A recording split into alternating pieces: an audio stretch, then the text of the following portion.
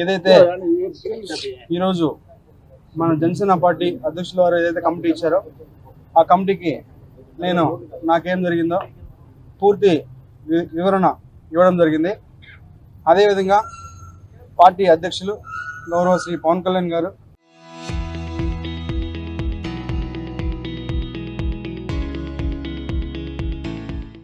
ఏదైతే రాష్ట్ర ఉప ముఖ్యమంత్రిగా ఉన్నారో ఆయన నిర్ణయం తీసుకుంటారు.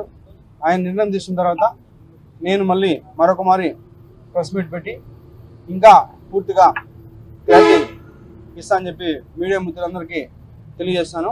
మరొకసారి ఇప్పుడు కావచ్చు, ముందు కావచ్చు, ఇప్పుడు కావచ్చు, ఇంకా ముందు కావచ్చు, లేకపోతే ఇంకా రాబోయే గంటలు కావచ్చు, రోజులు కావచ్చు, ఎన్ని కేసులైనా ఎదుర్కోవడానికి నేనున్నాను. నేను ఎదుర్కొంటా.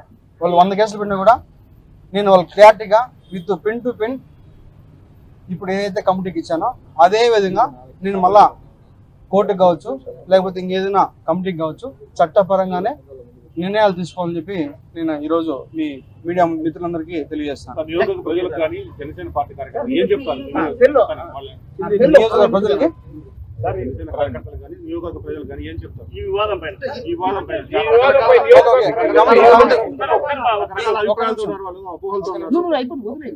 నాకు ఎవరైతే ఆ వ్యక్తికి జరిగిందో పూర్తిగా ఇది వ్యక్తిగత విషయం. దయచేసి ఎవరు కూడా పార్టీలకి రుద్దొద్దు. ముఖ్యంగా జనసేన పార్టీ అనే పేరు ఎత్తకుండా వ్యక్తిగత జరిగిన విషయం కాబట్టి వ్యక్తిగతంగానే నేను కమిటీకి సబ్మిట్ చేశాను.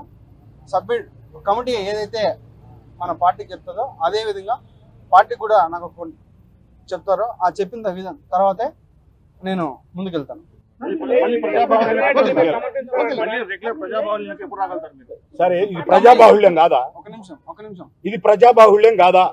ఇంత ఓపెన్ గా ఇంత ట్రాన్స్పరెంట్ బయట ఉంటే ఏందండి? ప్రజాబాహుళ్యంలోకి ఎప్పుడు వస్తారు? ప్రజాబాహుళ్యంలోకి ఎప్పుడు వస్తారు? ఇప్పుడు ఎక్కడున్నారు మీరు? ఎక్కడున్నారు ఇప్పుడు?